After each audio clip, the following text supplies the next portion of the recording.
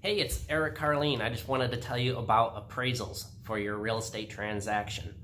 Number one, an appraisal is just a calculated estimate value by an expert of a property.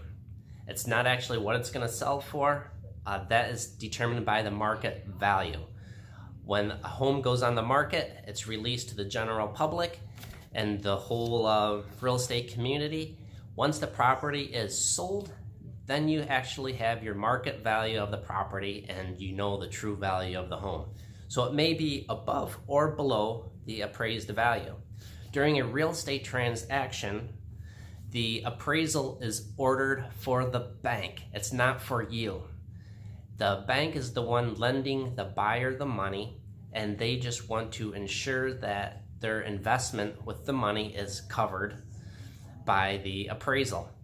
So when an appraiser comes out, he's actually working for the bank, not for you or anybody else. And that is when he gives the bank the value of the property, and then the bank can decide whether or not they want to lend and at what price. So section 2 of the purchase contract, it's actually section 2L, it is the appraisal contingency. And what this is as a buyer, you are actually protected because you go through, the bank requires that, or your lender requires that an appraisal is ordered. The appraiser goes out, does his job, and reports back to the bank. And one of two things is going to happen. The appraised value may come in higher, which when they respond to the bank, or the lender is going to reach out and just say the home appraised at contract price.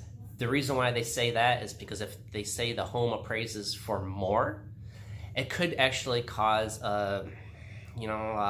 turmoil within the contract. So I don't know if turmoil is the right word for it, but the seller may get upset because here it is, they have a contract for a price and now suddenly they want more, and the buyer says, hey, the home is worth more, so they feel they're getting a deal, and it just causes a little tension there. The other thing that could happen is the appraisal comes out below the purchase price. And when that happens, three things are going to go through next in the transaction. Number one, the buyer has the ability within the first 5 days of receiving the news that the home appraised for less is they can cancel. They can say, I don't want to overpay for this house. I want to cancel. You get your earnest money back and you can move on.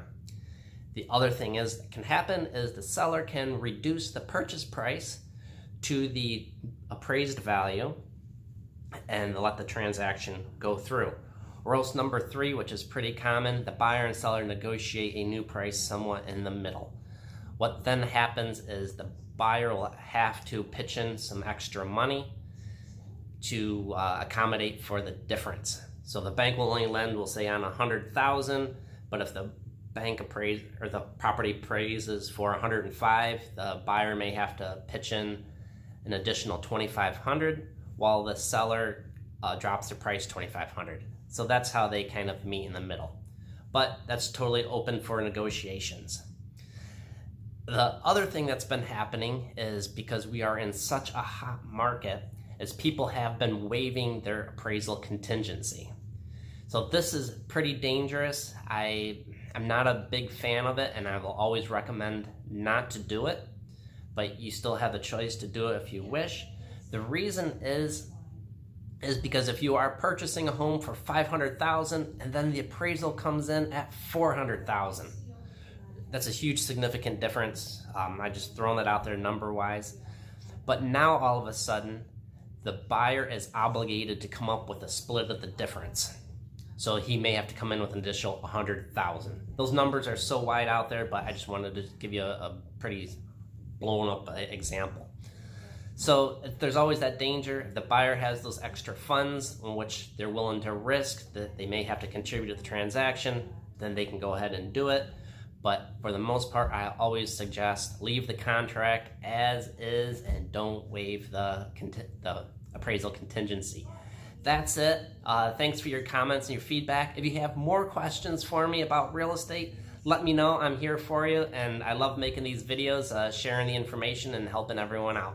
That's it. Have a great day. If you need a realtor anywhere here in the Valley, give me a shout, 602-492-2897. Have a great day. Bye.